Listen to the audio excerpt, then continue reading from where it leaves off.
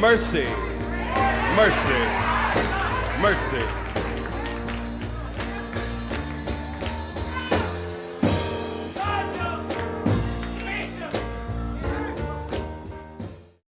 Welcome to this playlist, which is devoted to an analysis and a discussion of the Divine Mercy devotion. This is the 7th of a series of numbered videos in a playlist. I suggest that you watch them in numerical order. They'll probably make a little more sense to you that way. Book 2, Chapter 18 of the book, Ascent of Mount Carmel by St. John of the Cross, deals with the harm that some spiritual directors may cause to individuals by their poor direction in regard to spiritual visions. And all quotes in this video from St. John of the Cross come from Book 2, Chapter 18. He wrote, "In trusting to these supernatural apprehensions and believing that they are good and come from God, both masters and disciples have fallen into great error and found themselves in dire straits." St. John cites the Gospel of Matthew. If the blind lead the blind, both will fall into the pit. We should note at the outset that Sister Faustina did receive some good spiritual direction. For instance, she wrote, "Father Bukowski came from Dirty. Some strange power pushed me to go to confession and tell him about everything that had happened to me and about what Jesus had said to me. When I told Father, he was quite different, and he said to me, 'What I said to you was said as a warning, because illusions may afflict, even holy persons, and Satan's insinuations may play a part in this, and sometimes this comes from our own selves, so one has to be careful.'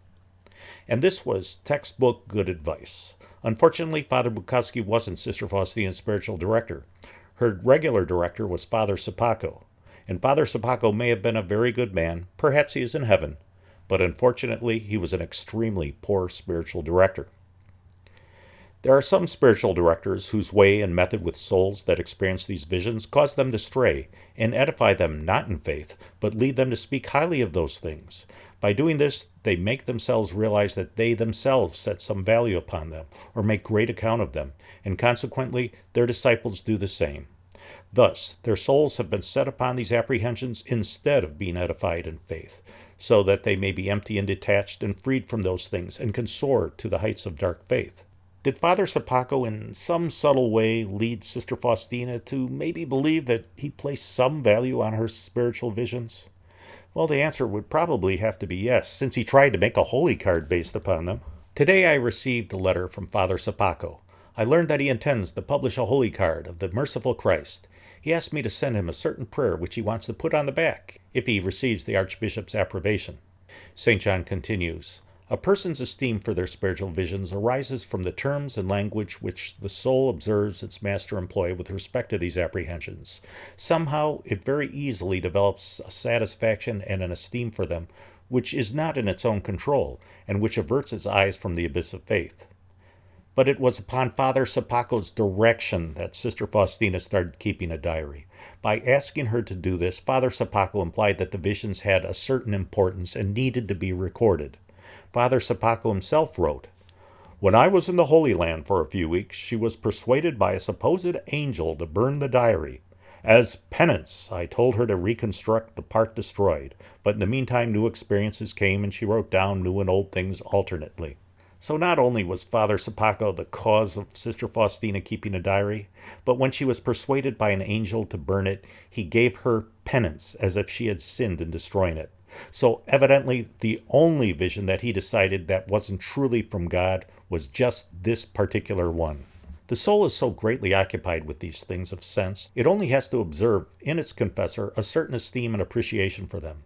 And not merely will it once conceive the same itself, but also, without realizing the fact, its desire will become lured away by them, so that it will feed upon them, and will be ever more inclined toward them, and will set a certain value upon them.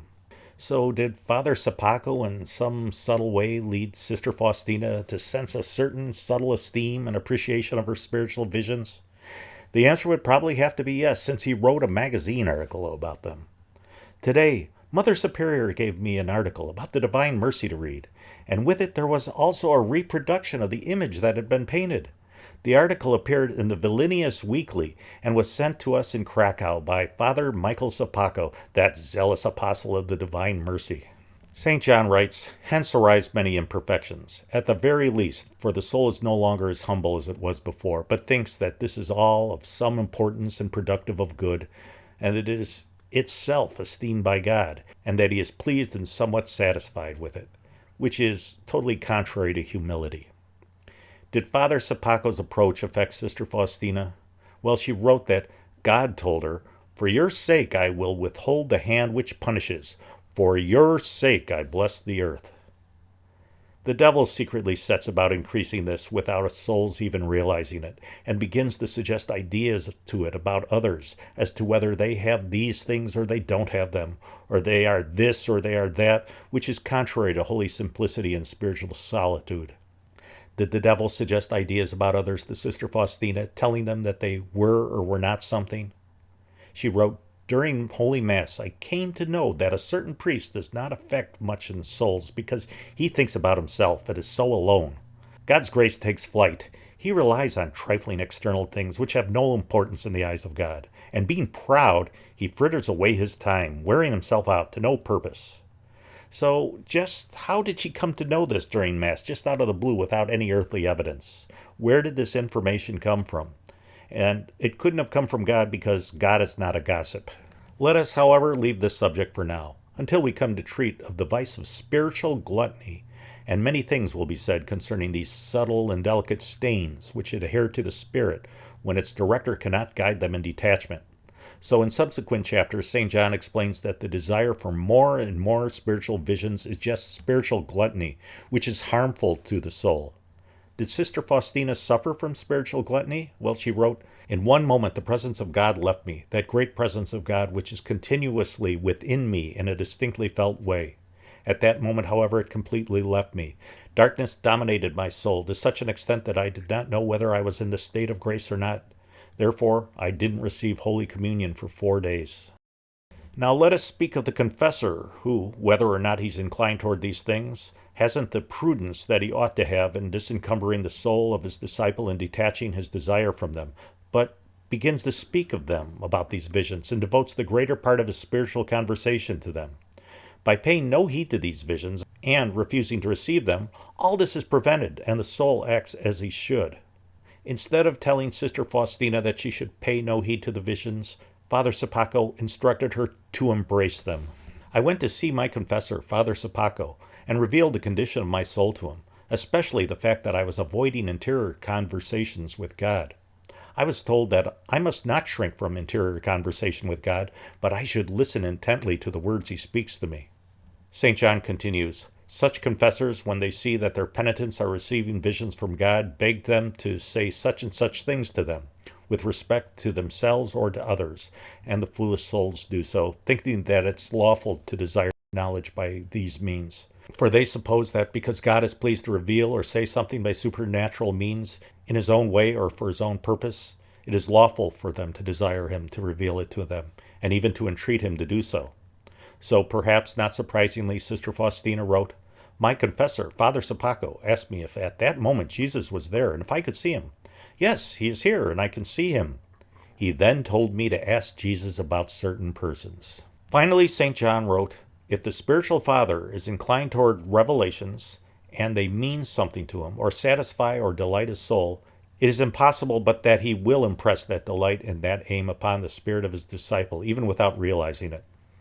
From the inclination of the spiritual father toward such visions, and the pleasure which he takes in them, there arises a certain kind of esteem for them, of which, unless he watches it carefully, he cannot fail to communicate some indication or impression to other persons."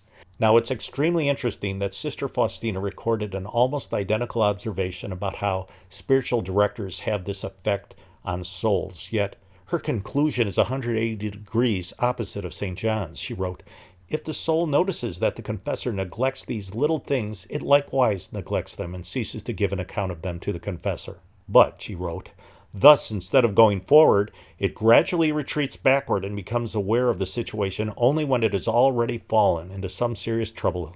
Here a serious question poses itself. Who is at fault, the soul in question, or the confessor, that is to say, the director? It seems to me that all the blame should be put on the imprudent director. The soul's only fault is to have taken upon itself the choice of a director. The director could well have led the soul along the road to God's will to sanctity." So to Sister Faustina, a spiritual director who doesn't take great account of spiritual visions and spur that person on would be holding the soul back, which we know from St. John of the Cross is opposite of what it should be. So in conclusion, St. John of the Cross tells us that no spiritual direction is better than poor spiritual direction. But unfortunately for Sister Faustina, she received very, very poor direction.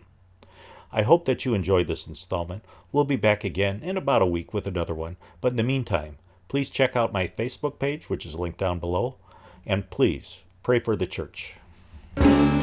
Mercy, mercy, babe. Ooh, Lord, have mercy on me.